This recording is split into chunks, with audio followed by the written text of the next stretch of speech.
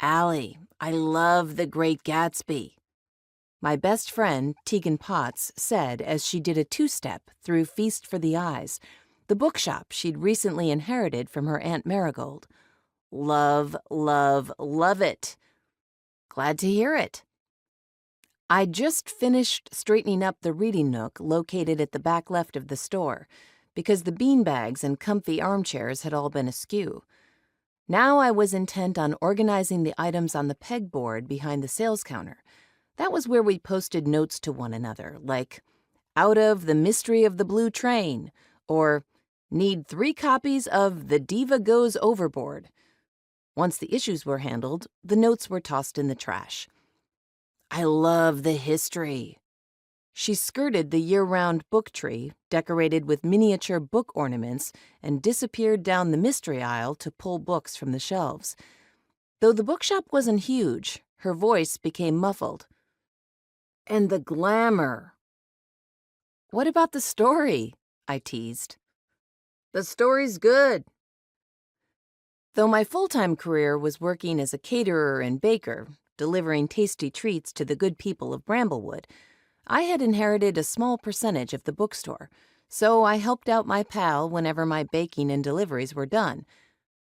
The tragedy of Marigold's demise still brought tears to my eyes. She had been like a beloved aunt to me. But at least her murderer had been caught and imprisoned, the silver lining in an otherwise sad tale. Tegan reemerged with a stack of books, which she deposited on the sales counter, already overflowing with others. On Sundays, before the bookshop opened, she was adamant about gathering all the pre-ordered titles. The story is excellent when it comes to painting a picture of a tragic hero. Tegan spread her arms wide, which made the bat wings of her oversized anime shirt expand.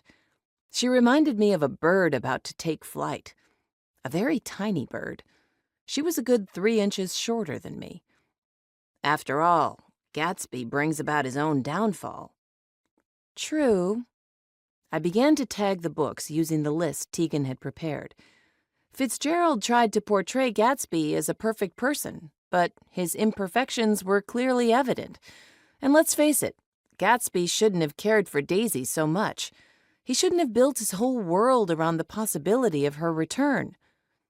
But he believed she couldn't possibly love her husband and would come running back to him because he was so rich. A man's wealth wasn't a good enough reason for a woman to fall for him.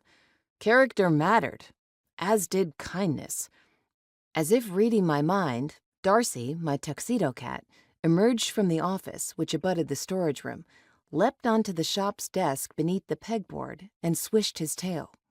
Yes, my sweet boy, a man must also be a lover of animals.